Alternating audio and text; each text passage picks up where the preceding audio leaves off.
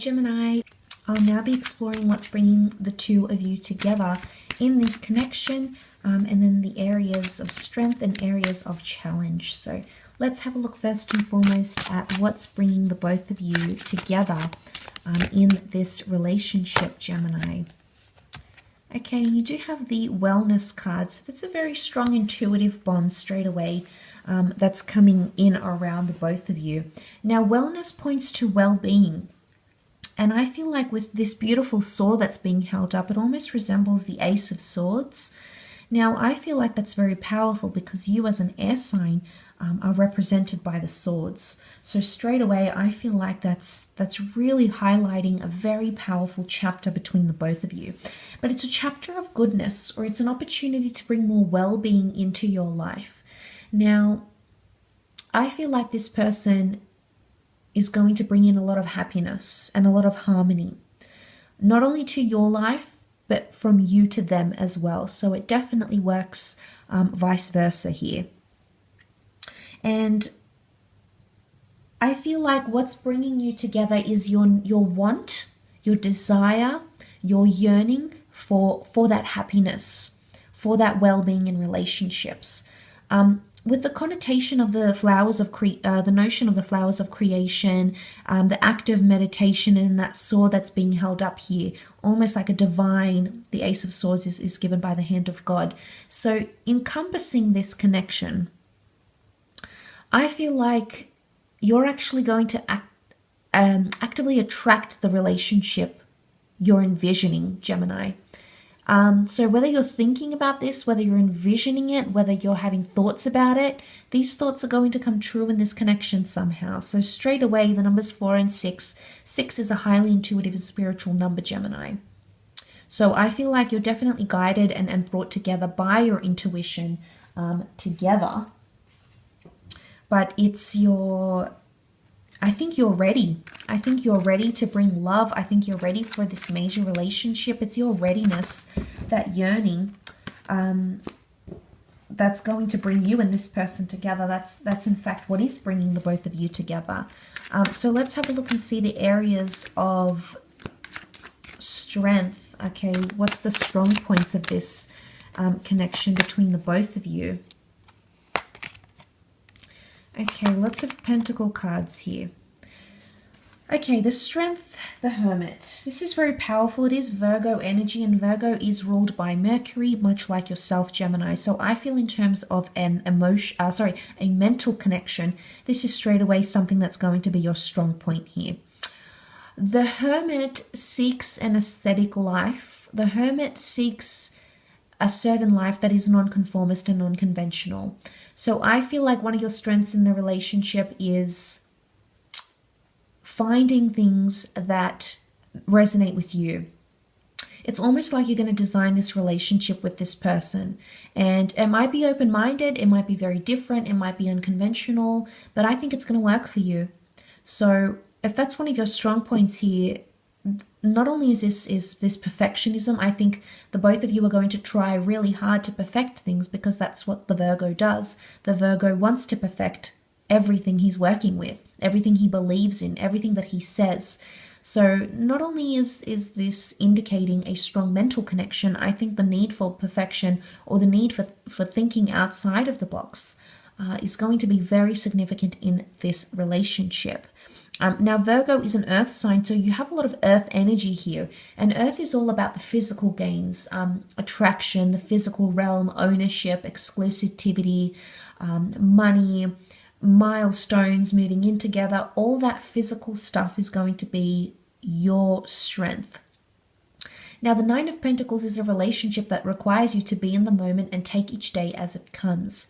Now, the Virgo doesn't think this way, so I think there's a reminder here for you to maybe calm the Virgo side, okay? Calm the heavily analytical, need to presume a future, need to envision it all side of you, and you need to live each day as it comes. And I think you will. I think this is a reason why this person is coming into your life.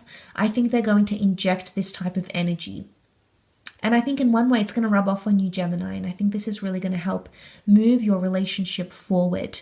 But the Nine of Pentacles is admiration, it is beauty. So I feel like this speaks of very strong attraction, actually, but also enjoyment. You know, whether it is lavish enjoyment, whether it's a hobby, I think there is commonality between the both of you that really is going to be accentuated in this relationship. But the Knight of Pentacles is, in all things serious, this is the last knight of the deck. He presents to the King and Queen of Pentacles, and he has something extremely worthy, you know, to offer. This is very chivalrous. So in terms of your strength of this connection, I feel like there's a lot of consistency between the both of you. Consistency to take things as it comes, consistency to admire and respect each other, perhaps consistency in perfecting your emotions, maybe perfecting your shortcomings, Gemini.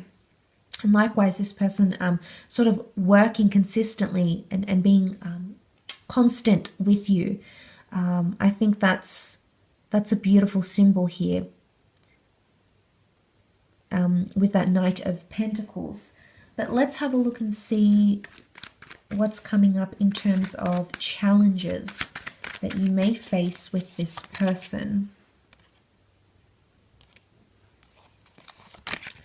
Okay, the Devil energy, Ten of Swords, Ace of Cups. Okay, starting off with the Devil, I mean, this is strong energy of temptation or manipulation or needing to control things. The need for control. And in a way, the Virgo can be quite controlling energy too. So I think with the Devil coming up in areas of challenge, I think you may struggle. You may struggle in areas of needing to control a situation or control this person, Gemini. If it's not you, it could be them. If you take the symbolism out of it, it does represent the sign of Capricorn. And Capricorn is very resilient to changes, to things that throw them off. So I feel like it's you needing to be more resilient. I want to say tolerable, but obviously each situation is different. And if someone is doing something to you that's just completely disrespectful, abusive, you know, just evil, I would never recommend you stay in those sorts of situations. But you know, the Devil card doesn't always carry such heavy connotations. It can be things like addiction and codependency and really clingy behavior here, feeling really bound to someone. So I feel like there might be complications in detaching from this person somehow. And the both of you could be very heavily reliant on each other, like constantly needing to communicate. You can't make, you know, any sorts of small decisions without this person. It's constantly needing their input, their opinion. And molding, you know, merging identities in a way. You know, we need to maintain our own identities in relationships, and that could be an area where you struggle when you come into this one. Now, the Ten of Swords here can point to things like betrayal and pain, especially with words. Now, I think communication definitely needs to be adhered to, and something about sensitivity. So one of you may be more sensitive than the other. One of you may feel like you're not able to freely express yourself. I do feel like some hurdles in communication or some words that will be exchanged. I think the way in which you communicate, you know, you need to think about this, Gemini. It needs to be, but it could also be betrayal. So hurting each other and not being sensitive about it. You know, I think that could be an obstacle that may be a part of this relationship. Now, the Ace of Cups in terms of an obstacle here is not seeking opportunity when it's being granted from you. The Ace of Cups is not allowing yourself to fully feel what you need to feel. Now, for some of you, this might be things to do with like having your guard up, having walls up. And if it's not with you, it's with this person. But the Ace of Cups does speak about emotion. You know, so when I see this card, I do think of abundance and plenty and things of that nature. But when it's come up in an area of challenge, it's taking something for granted, or it's going too far with it. So I think it's more to do with boundaries. I think crossing boundaries or overstepping the mark could be something that you may find very, very challenging with this person, or it may come up and be emotionally very challenging, okay? The bird is all about being a message, so I definitely feel it's possibly overstepping the boundary, promising more much more than you can actually commit to, maybe, or maybe this person promising more than they can actually commit to. So it could be things like that. But this is a general reading. I do hope it's been helpful, and hopefully we shall be in touch soon.